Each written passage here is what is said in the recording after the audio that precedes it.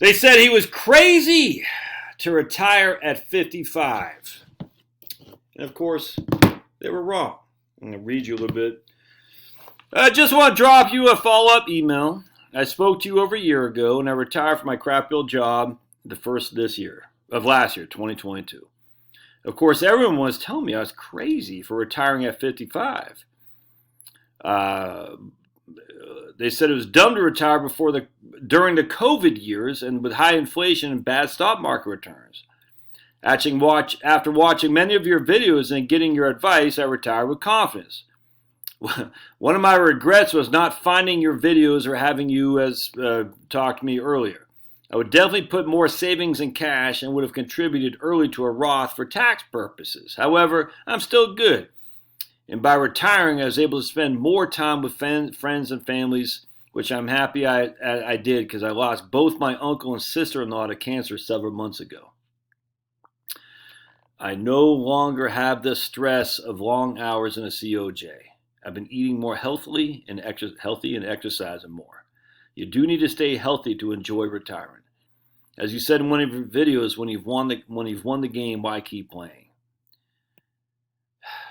Enjoy what you earn because life is not about making money, but making memories with the ones you love. And I'll probably start crying. I've never cried on a call, but I talked to this guy today, and I'll get to that here in just a second. I can read you another email. Corona, excuse me. All right, I'll read this other email from this guy.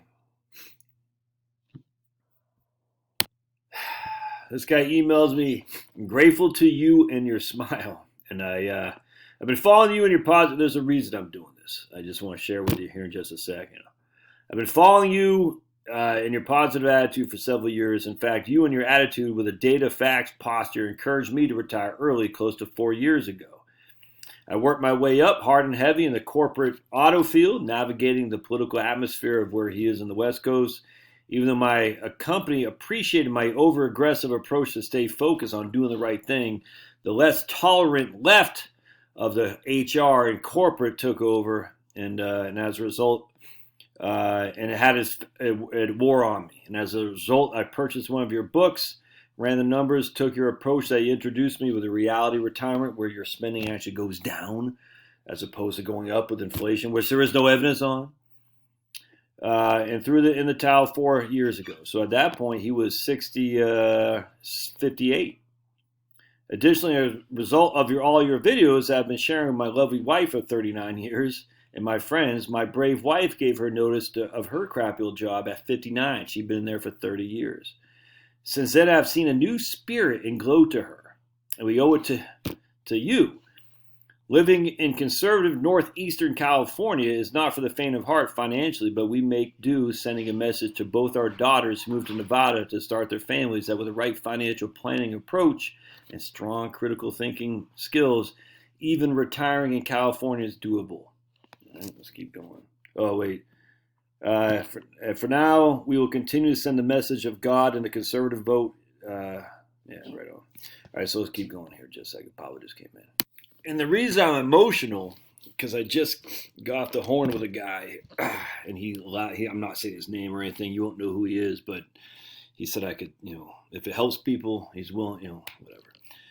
Anyway, so he and his wife just plugging along, early 50s. She flies to San Francisco on a business trip and never comes back. He called the hotel where she was staying, got transferred 3 different times, was sitting on hold. It reminds me so much of when I was calling University of Virginia to find out of my baby Chloe, like what's happening. Like no one would freaking pick up the phone and just tell me if she's alive, if she's there. And he's calling the hotel because she was supposed to have come back. And he wasn't getting notices, no emails, no calls, no texts, nothing. He comes home from work, his crap bill job, and opens up the garage as she's driving in, and her car isn't there. He's freaking getting nervous. He calls the hotel. Did anything going on? Oh, yeah, I got to get you the customer service manager. Okay. Well, I got to get you the manager of the hotel. He's like, what the hell's happening? Man, this is just like 2 years ago, something like that. This guy's not even 55. He's 54 now. I think his wife was 51, if even that. He finds out the manager's like, hey, Joe, that's not his name. Sorry to say, but your wife Jane, we found her body on the floor. Paramedics and police are there, or whatever, is there right now. He said, what they do on TV where they're like wailing, he goes, that's not even half of it. He goes, you just, it's a wail of torment, like you can't even believe.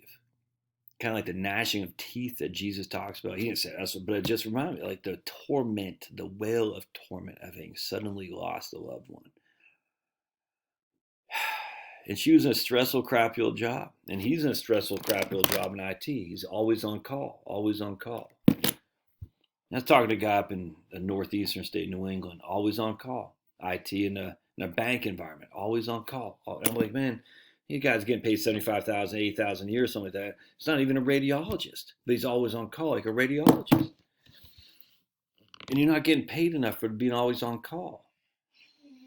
Anyway, so when I was talking to this guy, Joe, it just hit me like a ton of bricks about what I was going through with Chloe when I was calling University of Virginia, the NICU, because, again, she had ventricular tachycardia. And the effing scumbags who gave her jab said, oh, yeah, no, we got to give her a jab. And my wife's like, you already did. She goes, no, it won't hurt again. We don't have record of it. She goes, you already effing did. Get the hell out of here, you freaking scumbags. Because when you gave her initial jab, she went into tachycardia. Why do you think I'm so what I am? And they're going to come and say, yeah, no, we don't have any record of that. So let's just go ahead and give it to her again. There's no evidence that it'll hurt her. This is well before what just happened these last 3 years. Did we ever report a VAERS? No, we didn't know what VAERS was. I'm so pissed. Anyway, long story short, that was the best thing that ever happened because it made me secure my faith. But my man, anyway, so we're talking today. He's 54. He's going to turn 55 this year. So he's like, dude, you're good, man. He was like, and then he went to the ER himself just a couple of weeks ago, a month or so ago. He woke up at 2:00 in the morning. He could hardly breathe. He was heaving everywhere. He was like, he thought he was having a heart attack. He called it Uber to take him to the hospital. I was like, oh boy, it's funny. Maybe he can live to tell his story now. There's something in his liver. He's fine now. You know what I'm saying? But it wasn't a heart attack. It wasn't a died suddenly thing. And hers wasn't either, by the way. So don't go down that road.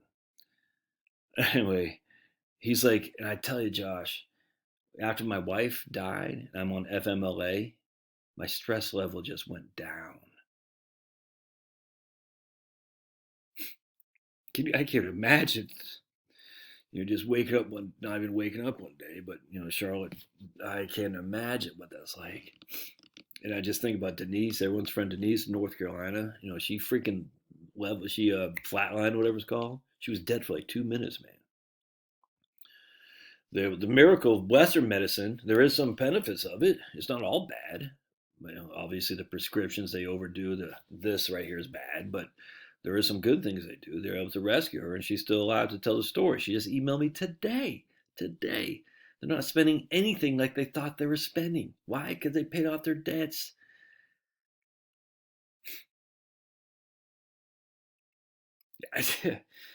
When you have no debts, you're not going to spend what you think.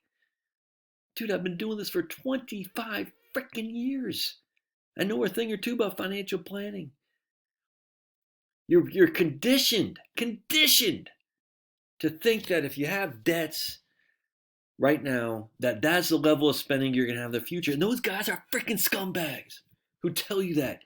They don't know what the hell they're talking about.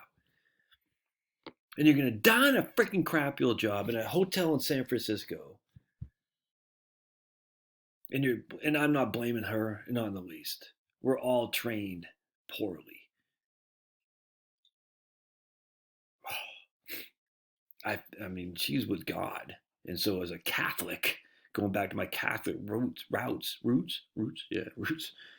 we all glory to God for letting Jane enter his kingdom. You see what I'm saying? We're happy. Not happy that she's left behind a loving husband who is wailing in agony and torment, and still kind of is.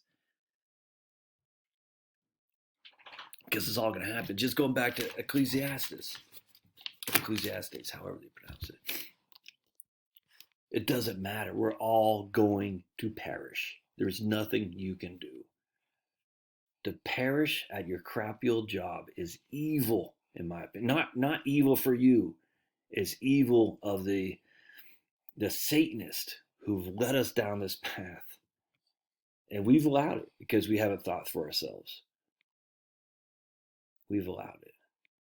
And then you start thinking for yourselves, and you'll become like me, a conspiracy theorist. He's like, if they're lying about that, what else are they lying about? And you're like sitting there thinking, why would you trust the government? And, oh, no, the government lies about this, that, and the other. But no, when it comes to NASA, when it comes to military weapons of mass destruction, when it comes to DOD, CIA, FBI, they're not lying there. But everything else they're lying about. You can't be conservative and make that. You can't case. What, NASA somehow is exempt from lies? Do you not know that NASA climate change lies in of itself? NASA can lie just like anybody else. NOAA, you think they're not lying just because they have the Santa Claus tracker? You crazy? That's climate change stuff. NASA's for the to the moon. It's all freaking fake. If they can lie about this, and we know they have, why would you think they're not? And when I say they, I'm not just talking about the government. I'm just talking about society as a whole. Whoever is in charge. I don't really think anyone's in charge. I think it's like a download. Matt from Quantum of Conscious talks about this, a download. And it's not like NPCs, but some people on that download frequency get, and others who are able to think for themselves don't. And sometimes we get the download too, and we're able to break free of it. That's what I think happened to me. I was able to break free of it because what happened to Chloe. And then just my personality is such that I don't trust the authority in any case. Anyway, I don't think I've cried on a call, and I think I have one other time. This is just, for me, I don't like cry, like bawling, wow, gnashing of teeth and wailing. I just kind of hits me, just like I did here right now. I breathe, I get a little bit teary-eyed and, snot nose and babu, dander. You're going to be okay, man. Like my man here I was talking about today, John or whatever it's called, Joe, his worst case scenario. He's going to have $70,000 a year of income, no debt. Worst case scenario. I'm sorry, and that's the equivalent of 4,000. That's the equivalent of 48,000 a year right now. It's his worst case because he's on his wife's Social Security survivor benefit, and he'll take his own at 70. Maximize delayed earnings credits. Worst case scenario, he's got no debt. He's just 70 years old. He's got 4,000 a month in savings dollars in Social Security. Nah, he can't retire. See you tonight, live stream at 8 o'clock. That will be one that self-destructs because we're going to get into some controversy. God bless.